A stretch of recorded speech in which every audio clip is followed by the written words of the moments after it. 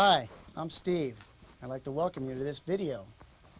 For this particular video, what I've done is I've taken a series of typical progressions that occur over and over again in country and country rock music, and for them I've written several courses of solos through each one, demonstrating techniques and devices that I like to use in my playing.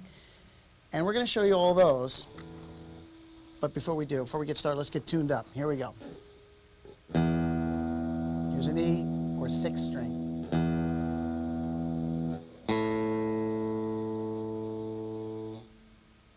And a D.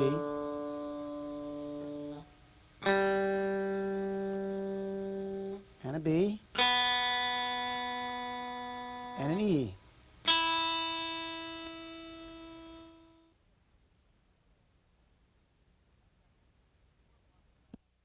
What I've done is I've taken a 4-bar progression.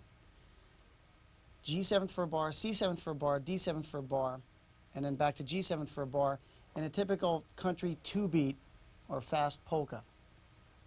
And I've written 3 courses, I believe, 3 or 4 over this progression, demonstrating fast single note lines. So let's play it for you, and then we'll see if we can't break it down and show you what I was doing. If we could tip the band, please.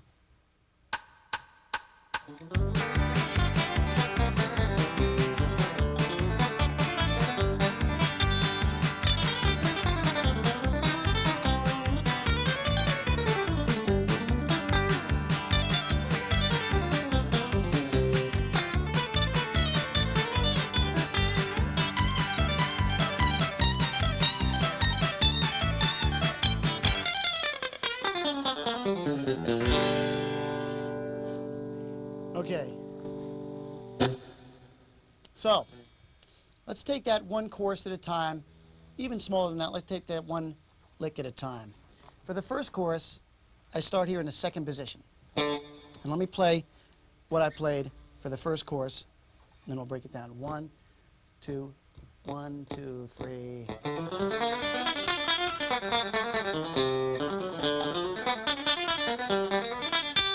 Okay, so you can see that that first chorus takes place all within the 2nd position, 2nd and 3rd position. So I'm starting on the D string here with an upstroke. Now just watch closely. I think the best way for you to learn this is...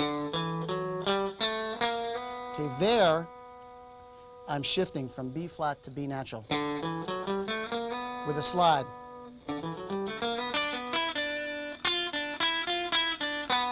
Okay, that's all in the 3rd position now.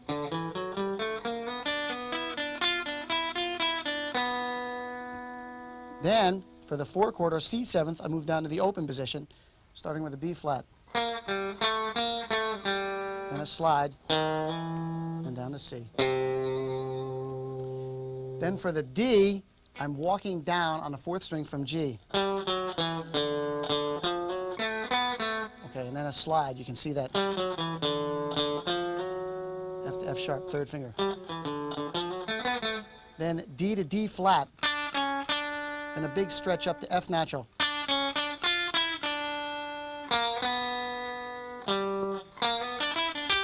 Okay, then I just finish with a G lick out of a basic G chord. Okay, now let's play it at a reduced tempo so you can play along. 1 and 2 and 3, 4.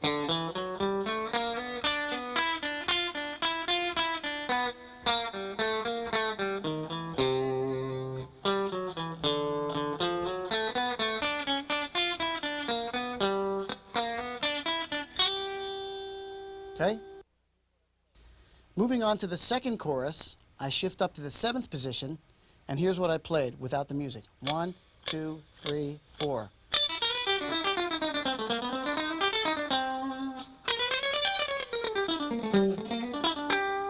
So you can see the 2nd chorus is in 2 positions, the 7th and the 12th. Starting first, I'm going to start on D, then play open E, and a slide. Now watch closely.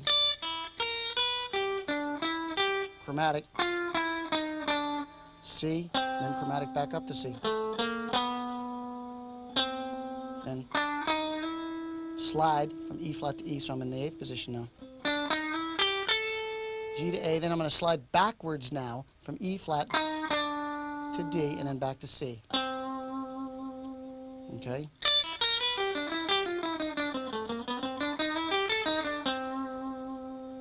Then I shift up to the 12th position and I start with a slide chromatically from B flat up to D. Rock my pinky over to catch the high G. Right out of a major pentatonic scale.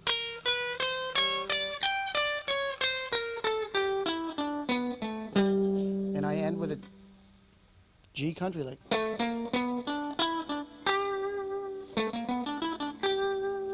Finally at the 12th fret. Here's the whole thing intact at a reduced tempo. 1 and 2 and 3 and 4 and.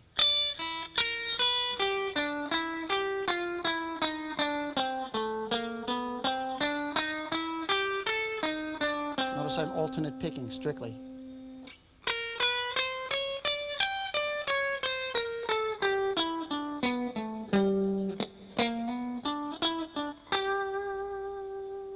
Okay? The third chorus, I'm starting in the 10th position. Now let me play that chorus again without the band. 1 and 2 and 3 and 4 and.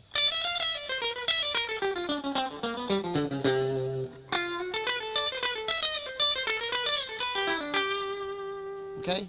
Slowly. 1 and 2 and 3 and 4 and. C, important. Another important move, B flat to B, E D, B flat to A. Okay? Chromatic, open D, slide, then chromatic down to C, we're at the 4 chord. Alternate picking. For the 5 chord, I'm going to start with a slide. Let me do that slowly.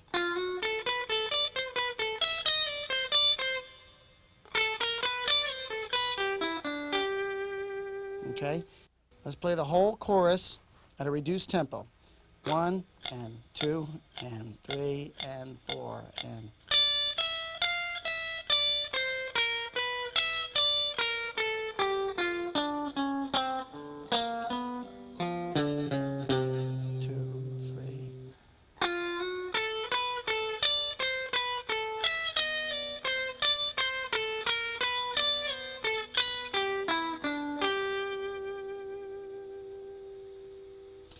And for the 4th chorus, I'm moving up here in the 15th position, and I'm starting with a bend, half step bend, then back down to the 15th fret,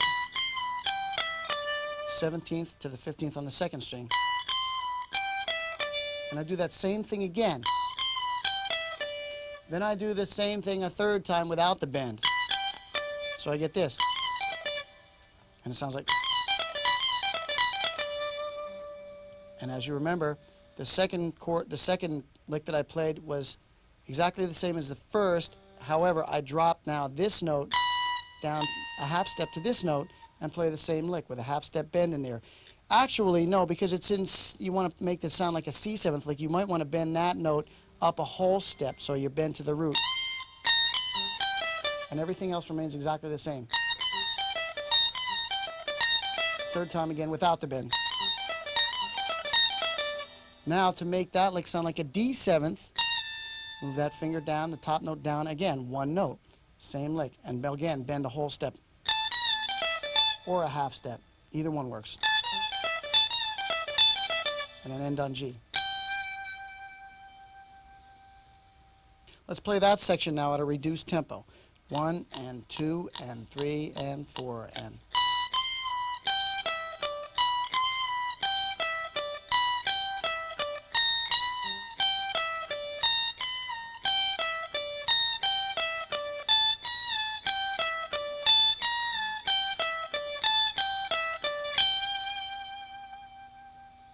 And there you have the entire section on fast single note lines.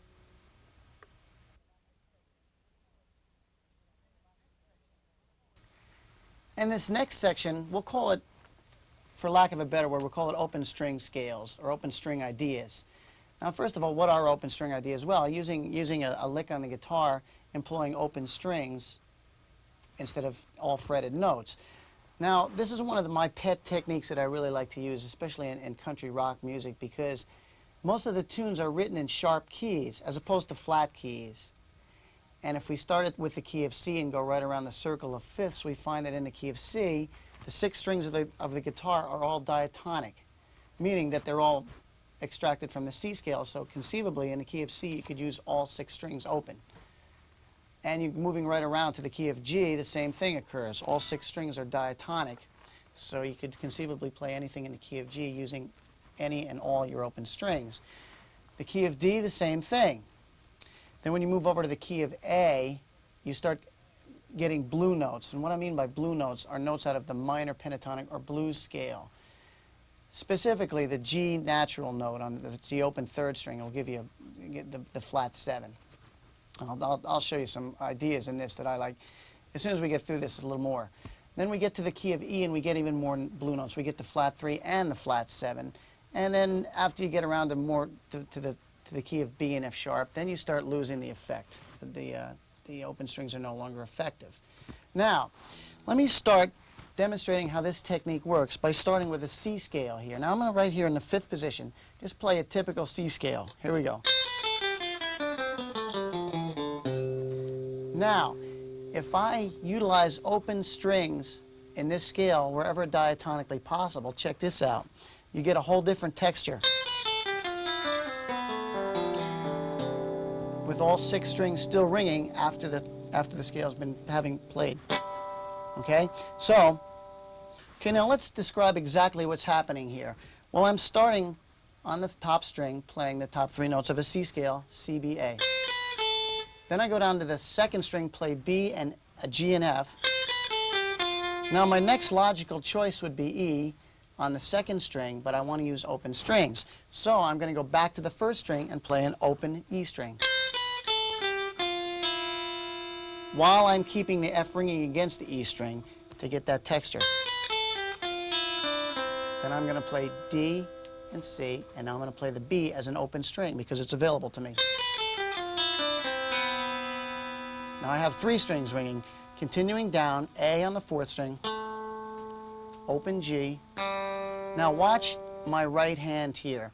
When I go back up to play an open string, I'm using the middle finger of my right hand. All the rest of the notes are picked.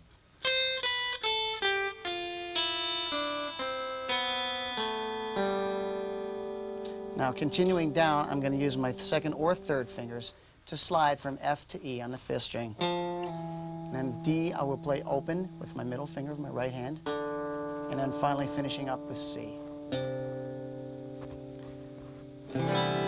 By the way, that gives you a C major 9 chord. I like that chord. We can do the same technique using the G major scale. And I'll start this one. I'll do this one ascending. I'm going to start on the 6th string. This is also appearing at the bottom of your screen. I'm going to start at the 6th string, play G. Now, I'm going to use what I call, for this technique, a banjo roll technique. Now, for those of you who don't know what a banjo roll is, it's using my pick, middle, and ring fingers of my right hand on consecutive sets of 3 strings. Now, I'll show you when this occurs. I'm going to start with a G on the 6th string, followed by an open A, which I'm going to play with my middle finger. 2 strings ringing simultaneously. Then I'm going to go up with my pinky and play at the 7th fret B. C on the 5th string with a big stretch, and then open D. Now here's where this banjo roll technique comes into play. I'm going to play the 6th string with my pick, the 5th string with my middle finger, and the 4th string with my ring finger. That way I can have 3 strings ringing simultaneously, and that gives me this sound. Continuing, I'm going to play the E, which is the next note of the scale, on the 5th string with my pinky and with my pick of my right hand, and another banjo roll, playing F sharp on the 4th string with my middle finger right hand, and then open G with my ring finger. Another forward banjo roll, and that gives me the full 1 octave G scale. Here's what it sounds like. I like that sound. And the second octave gets a little trickier. I'm going to start the second note of the scale being A with my pinky. Notice that. Then I'm going to reach up with my ring finger of my right hand and play an open B. And then come back with my middle finger and play the C on the third string, so I'm skipping a string. Hammering on from there to D, from C to D with my third finger, and I'm going to do that same technique again, reaching up, playing the open E string with my ring finger. And I'm going to come down to the second string with my pick and play F sharp. And then another big stretch here with my index finger, reach up and play G. And let me show you what that whole thing sounds like intact.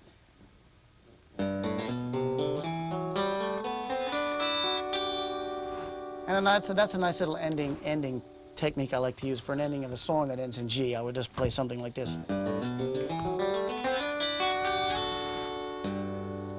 And what I've done is I've taken that G, the ending of the scale, and slid my first finger up, putting an A on top, which gives me a G major 9 chord. And then I reach down with my finger and tap G. Just one of my pet little things that I do. Anyway, let's do the D scale now. We'll do one more scale, and then we'll show how this works in context. So starting with the D scale, again, I'll do this one ascending, just to show you how it works. I'm going to start with a slide from F sharp to G on the 6th string. First finger. And now this banjo roll technique will come into play again. Watch. Open A. Okay, notice I'm not starting on the root because it only goes down to E, the guitar. So starting with the third. Then the next note being B. I'm going to come back to the 6th string, play B on the 7th fret of the 5th, 6th string, C sharp on the 5th string, and open D. And again, using my banjo roll, B, C sharp, and D. Pick, middle, ring.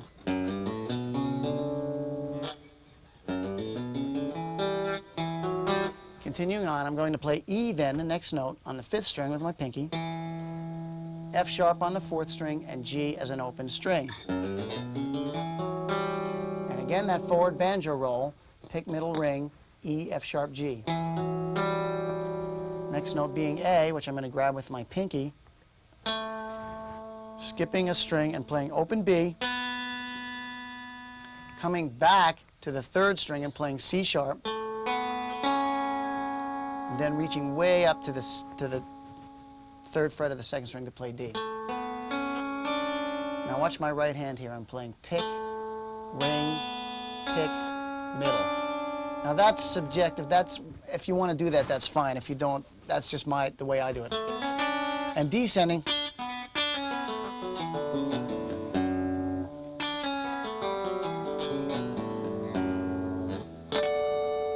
Voila. Now we're going to tip the band and see what happens with some open string licks. Here we go.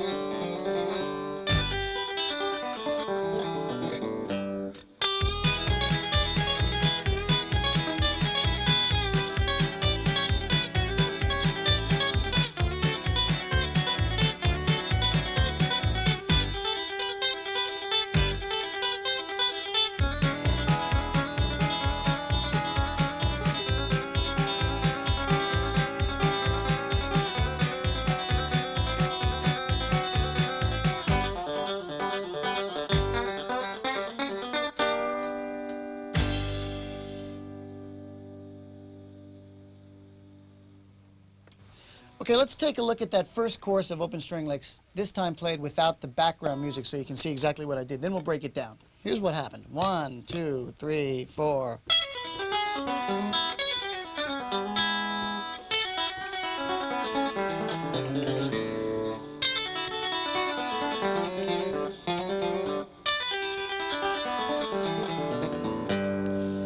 Now, as you watch me play through those 4 licks, you will see certain things happening throughout all of them that are common to all of them.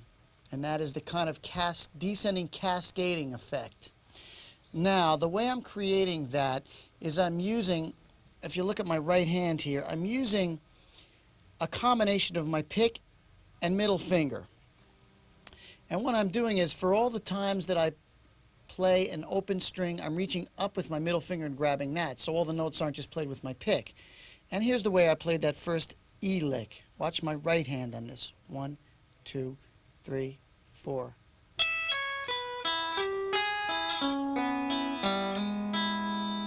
So you can see I'm using a variety of fingers on this one. Now, let me describe it here while you're watching my right hand. I'm starting off with a pull-off from E to C sharp. And I'm coming to the second string, playing that with my pick, and then playing the first string with my middle finger. Then I use a forward banjo roll, pick, middle, ring, across strings 3, 2, and 1, G, G sharp, and E. Then I'm going to go down and play another forward banjo roll, starting on the 4th string, skipping the 3rd string, playing C sharp, open B, and open E. And then finally finishing with a slide from G to G sharp, and then open E with my ring finger. And that's the technique, just alternating between my pick and middle finger. Now let's go back and I'll show you what I did with the A7th chord. I started with an A6 triad here, and I'm going to start with that same cascading effect, playing A, F sharp, open E, back to F sharp, down to G natural, back to F sharp, and again to open E. Then I'm going to cascade the rest of the way down in this manner. Watch my left hand.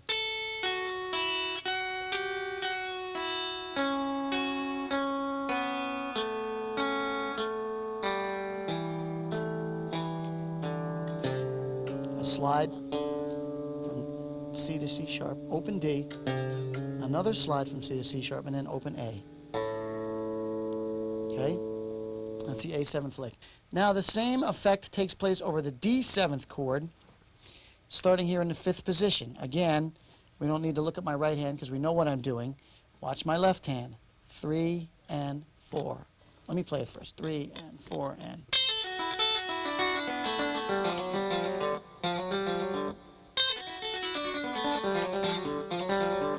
Okay, here we go, slowly. 3 and 4 and open E.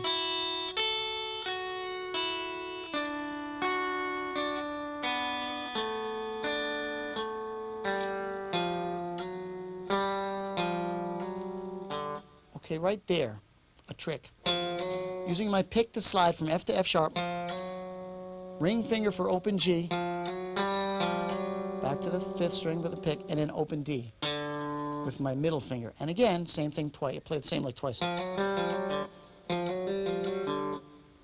Now, the last chord of that progression was a G7th, or G, and here's a lick I played over that one. Again, you'll see that walking up the ladder effect, as I call it, cascading. 3, 4.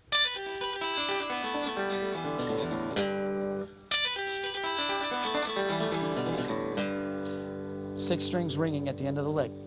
Now, one thing, before I go on, look at my left hand here. You'll notice I'm keeping my fingers perpendicular to the strings. Okay, you don't want to flop your fingers down across the strings like this, because then you're not going to get the proper effect of the strings ringing against one another. You want to keep your fingers pretty perpendicular. So no finger touches another string as it's playing. Okay, that way you can keep the strings ringing. Okay, now here's what's happening. Watch slowly here. 7th position. 3 and 4 and...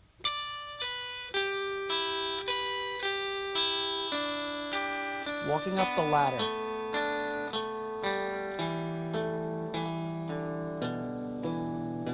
Open A, and that gives you time to shift down and play the G. Okay? Here's the entire solo intact at a bit of a reduced speed. 1, 2, 3, 4.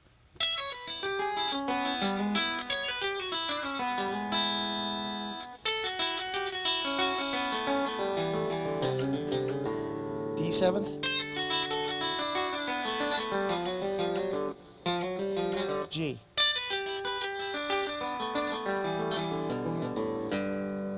Okay? Now let's look at the second chorus. For this one, I've still kept the open string idea, but I'm going to play a different type of technique. This time only staying on the top 2 strings. Starting, let me play the whole second chorus for you first intact. Here we go. 1, 2, 3, 4.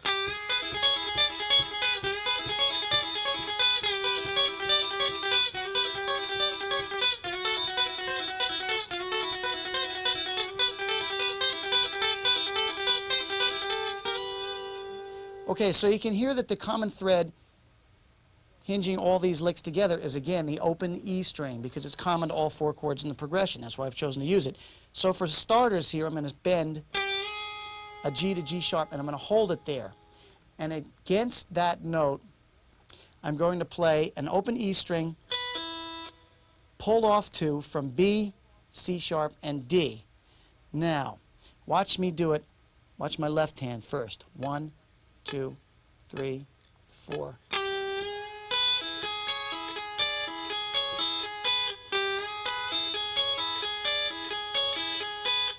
Now, watch my right hand.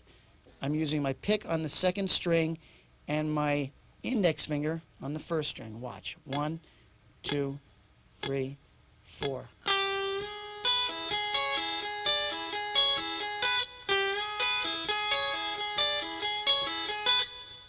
Okay, important things to remember for this idea. You're keeping that G natural bent up to G sharp. When you get it up there, you have to make sure it's in tune and hold it there.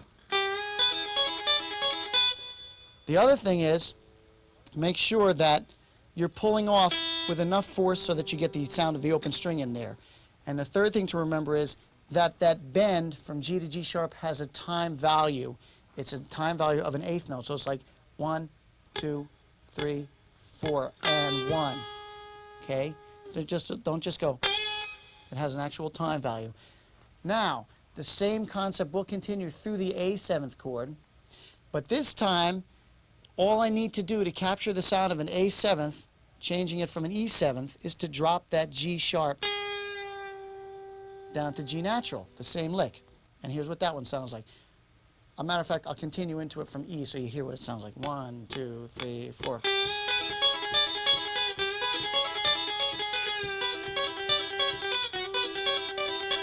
And the third chord being D7th, I have to move down to the 5th position, starting with F sharp on the second string and A on the top string. My open string will still be E. My alternating notes on top will be A, B, and this time C natural. And here's what that lick sounds like. 1, 2, 3, 4. Okay, so I'm starting with a slide actually from F to F sharp. And then continuing on 3 and 4 and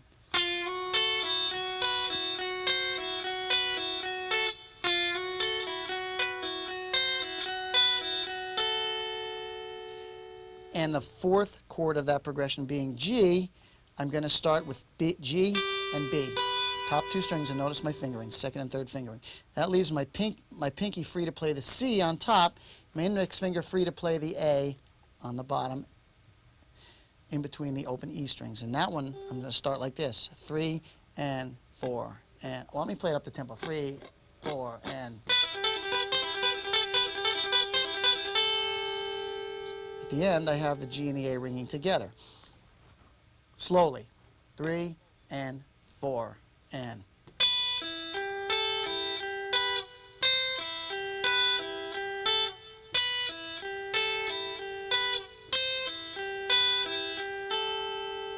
Okay? Now let's do this. Let's go back and play the entire second chorus intact at a reduced tempo so you can hear what it sounds like in context. Here we go. 1, 2, 3, 4.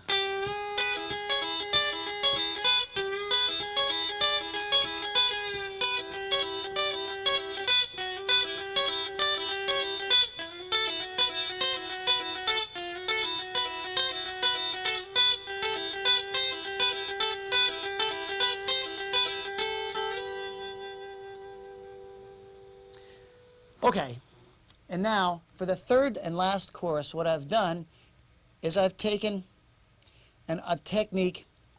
It's an age-old country guitar technique, and it's a forward banjo roll, right off the banjo, a la James Burton or any number of people you've heard probably. This lick's been recorded 100 times probably. And here it is. Here's what I played for the third chorus, and then we'll break it down. 1, 2, 3, 4.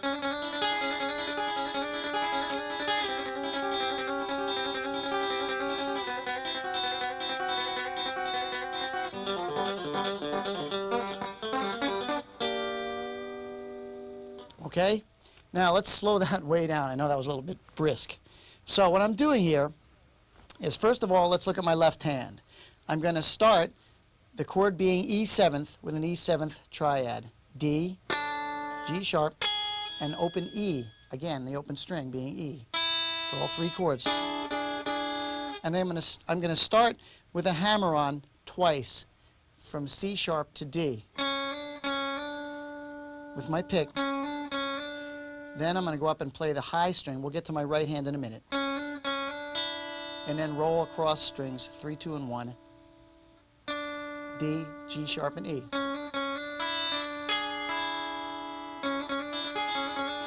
That's what it looks like from a left-hand standpoint. Now let's look at it from a right-hand standpoint.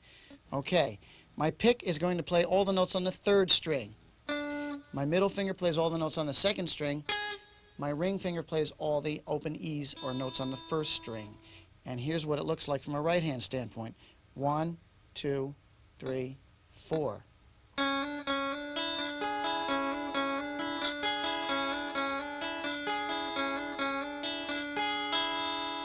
Okay, that's the technique for the E7th, A7th, and D7th chords. Now let's go back to my left hand and watch that all I have to do. Check this out.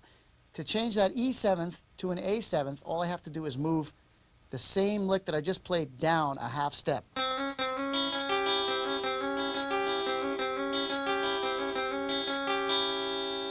Okay? And I play, everything else remains exactly the same. To change that lick then to an D7th sound, all you do is move it down again a half step and play the same thing.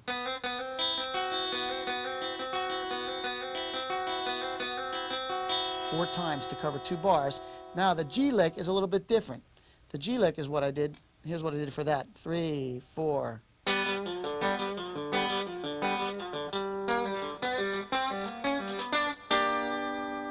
Okay? Then I'm going to use an open G, pulling off from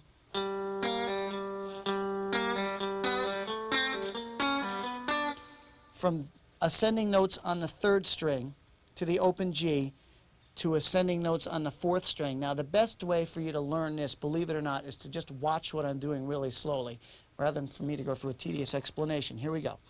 1, 2, 3, and 4, and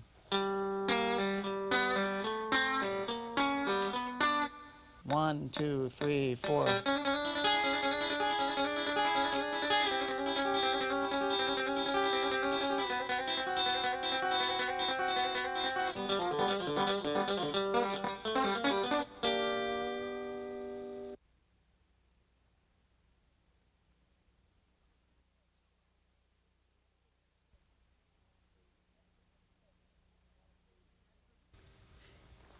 And for this segment, I've taken a 12-bar blues progression, a shuffle, one of my favorites, a boogie shuffle, which we're all asked to play quite often. And I've written 3 or 4 courses of some ideas that I like to use against the boogie shuffle. So let's play it first, and then we'll break it down. Tip the band, please. Let's go.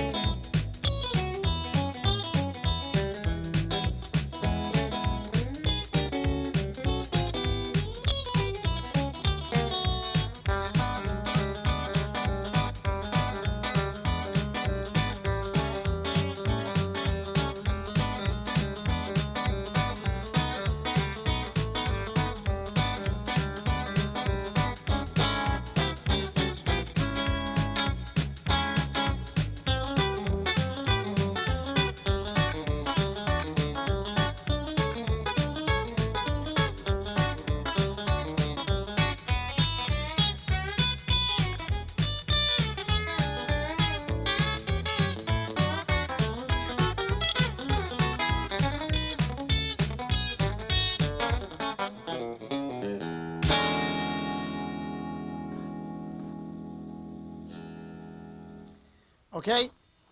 So I was pretty much, the first two courses, I was improvising that. But the third, fourth, and fifth courses are the courses I'm going to show you.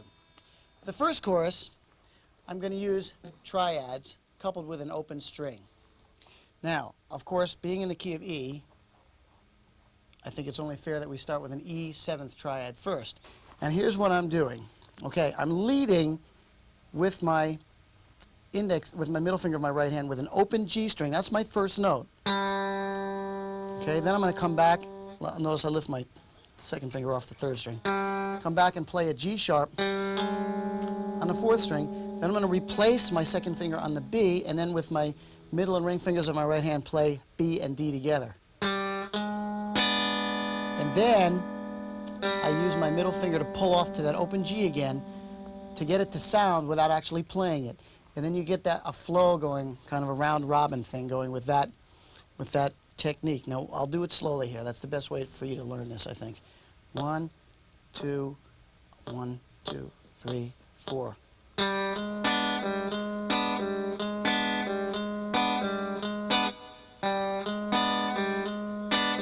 See? Okay? So I'm going to play that over the E chord. Then when I get to the A seventh chord, I'm going to just move it down to create an A dominant triad, and that's going to be with pinky on G and index finger barred across the second fret, A and C sharp. Now I'm going to again lead with that open G string, and to get that, I'm just going to how can I describe this? I'm going to roll my index finger back a little bit so it's off of the third string, allowing me to hit that open G. And I'm going to hit the fretted G on the fourth string, so I have unison notes. And then I'm going to put my finger back down on A and C sharp, and again snap them like two rubber bands. And I get a round going that way. And I'm using my index finger to pull back, kind of, you can see my finger sliding along the string here till it slides off of it, and then it makes it sound by pull off. Okay? Now, for the B seventh chord, I'm just going to take that same A seventh, and what do you know, move it up 2 frets. Okay? Same thing, going to lead off with an open G, come back to A. Now this might sound a little dissonant at first, but when you get it rolling, it sounds fine. Come back to the A with my pick, and then put my first finger down and play B and D sharp, 4th fret. And then again, roll my first finger across that B, pulling off to the open G. And I get that roll going. Okay? Now, let's play the whole thing together real slow. Play along if you know it. If not, just learn it. 1, 2, and 3, and 4, and...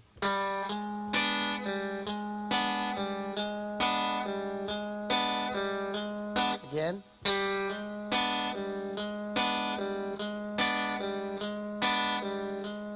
A.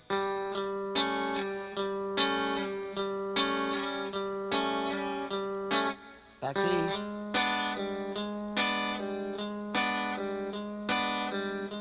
B seventh.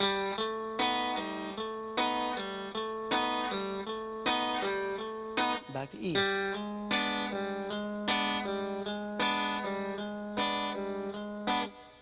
Okay, let's get to the second chorus now. First, before we get started, let me play it for you, and then we'll break it down. 1, 2, 1, 2, 3, 4.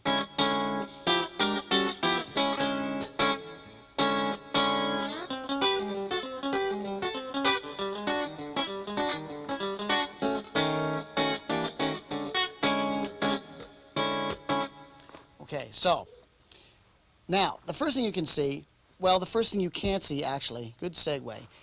Look at my right hand. What I'm doing here, and you might have noticed this, is I'm not actually strumming these chords with my pick. My pick has somewhere disappeared, and here's what happens, and I think a lot of guys do this. My pick is suddenly being slid down, and I'm kind of palming it between my palm and the first knuckle of my middle finger of my right hand. And that frees 4 fingers up to kind of pluck the chord rather than strum it. And that way you get 4 notes playing simultaneously rather than kind of a arpeggiated effect. The chord I'm using is a 13 chord. Just watch the fingering. And then E on top. On the inside 4 strings, 5, 4, 3, and 2. And what I'm going to do is I'm going to move that around, harmonizing the blues scale as my top note. So, what I'm doing in this case is this. I'm going 1, 2, 3, 4.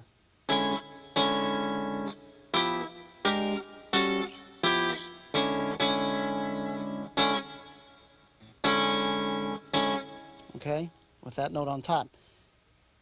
Then when I get to the A chord, I'm doing something completely different. I'm up here in the 10th position, and the lick is this: 1, 2, 1, 2, 3, 4. This is a lick a friend of mine showed me that I incorporated all the time. I'll do it slowly. 3 and 4 and.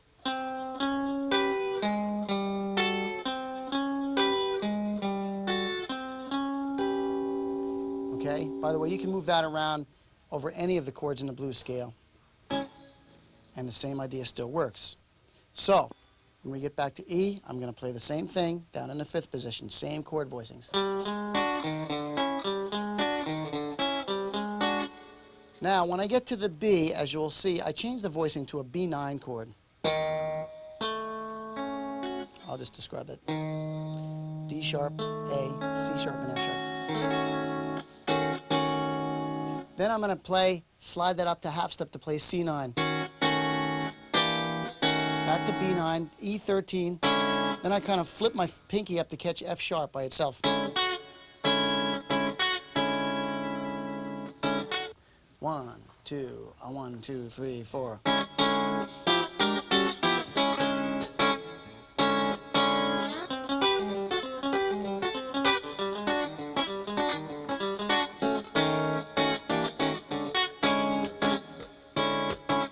Now, for the 3rd chorus, I go more into a country vein and more of a double stops idea, a la Albert Lee or somebody like that.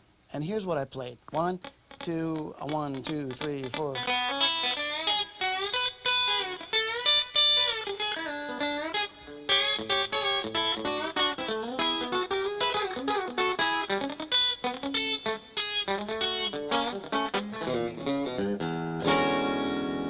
That's the way I ended it. Now, first of all, I'm starting down here. Open position. Hammer on. Then, I'm going to bend a D up to E. Now notice I'm supporting the bend with my 2nd finger because it's tough to bend down there. And G sharp on top.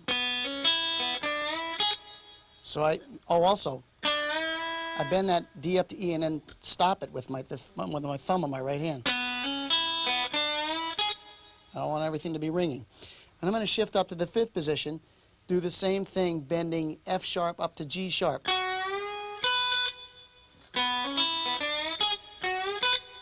Then hit B, I'll hit B on top. Then hit B again, and then release the G sharp back down to F sharp. And then E.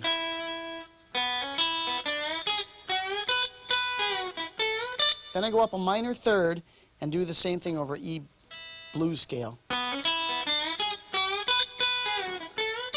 Okay, bending A up to B, D on top, then reverse the process, D first, release the bend back down to G. Then the tricky part, I'm going to get G sharp with my pinky, then bend a D up to E, pushing it underneath the 4th string before you actually play it. Then hitting B on the 4th string and then bending the D back up to E with my index finger and then playing G sharp. And that lick sounds like this. Okay? Then for the A lick, here's what I played. 1, 2, 1, 2, 3, 4.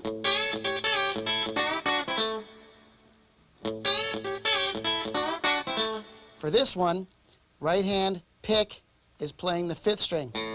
Middle and ring fingers are playing all the other notes. I'm starting with the A, and that's going to be the note that I'm interspersing between all the other double stops that I'm bending. Starting with my pinky on C sharp, bending a G up to A underneath it. Hitting the open A first.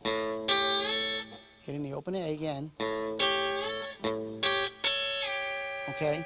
It's better just to watch, I think, what I'm doing rather than me describe it. You'll get it a lot faster. Okay? And notice when I'm hitting the open A. That's important. It kind of makes the thing punctuate a little bit better. Double stops, E and A. Bending double stops, D and F sharp. Bend them both at the same time. Just bend them up. Doesn't matter, just bend them a little bit. Release them back to the original pitch, C and E, and then down to A. And that's the A lick. Slowly and together. 3 and 4 and.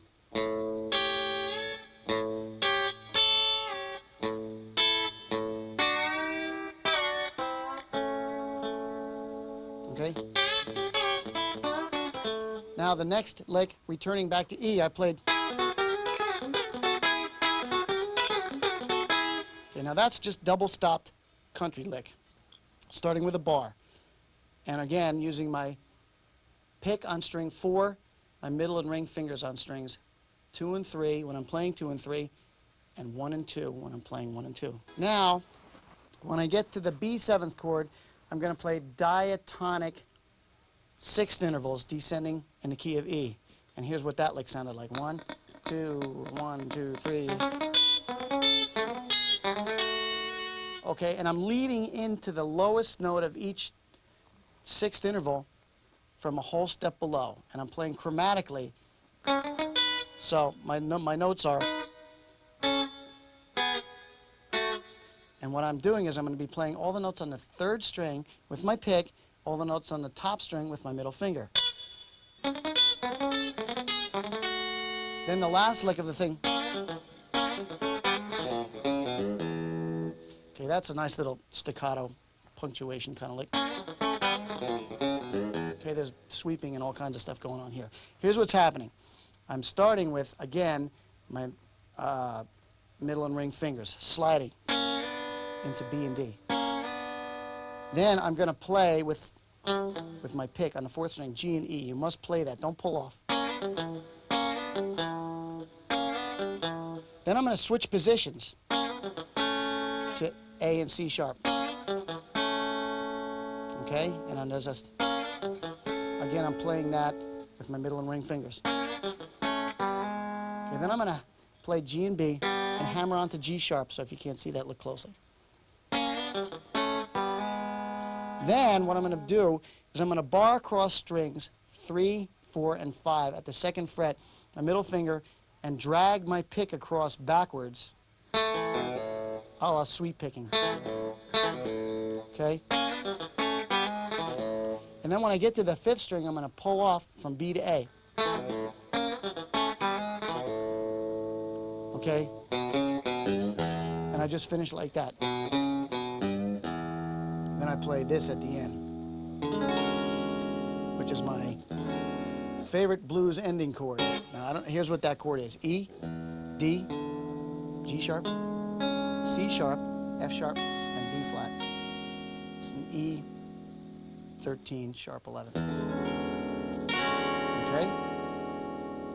And here's what I played. 1, 2, 1, 2, 3, 4.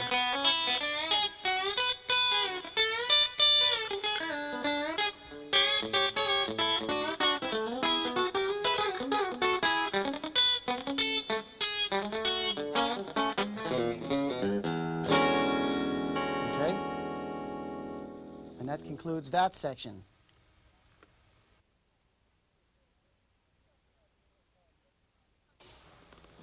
This section I think we'll call just hot licks. We have no musical backup for this one. These are just some of the pet licks that I use, some of my favorite ones. They just feel good to me. I just enjoy playing them.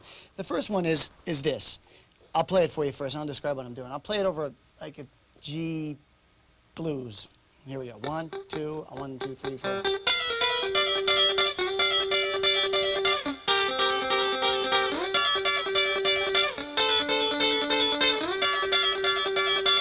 Okay. I just like that one. It's a rolling effect.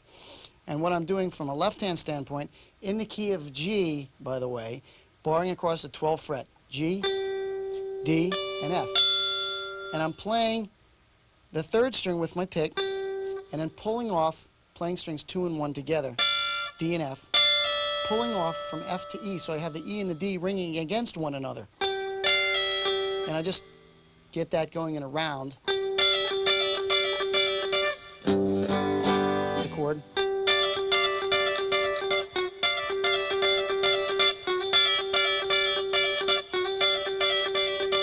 Okay, if I want to move that down to C, I'll just move it down to the 5th fret.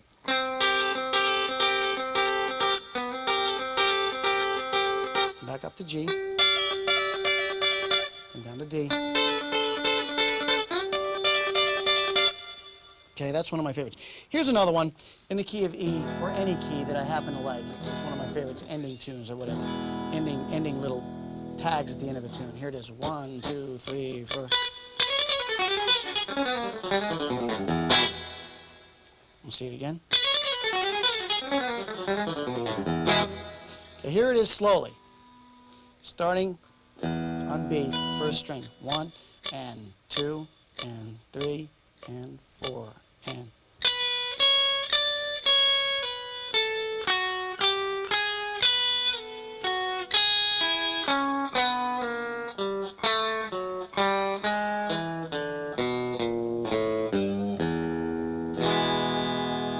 Okay, let's do a little faster. 1 and 2 and 3 and 4 and.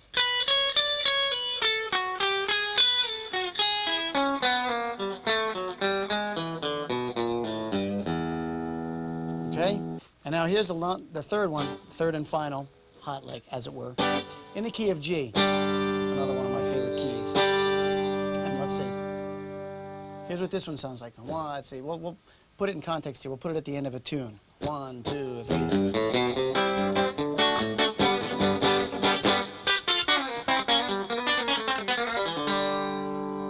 That feels good. Anyway, here's what that one is.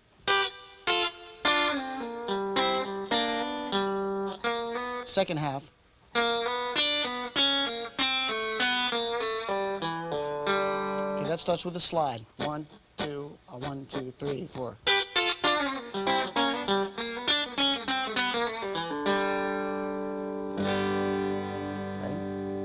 3 of my favorites. Well, I hope you've enjoyed our video. I hope you've gotten a lot out of it and learned a lot. But the main thing is to have fun. That's what we're all doing this for. Before we sign off here, I'd like to thank Martine Mayo for helping me with this. I'd like to thank Keith Wyatt. And I'd like to thank Nancy Trailer for my wonderful bolos that she's making here. And we're just going to play for a little while. If we could tip the band again, let's get going here.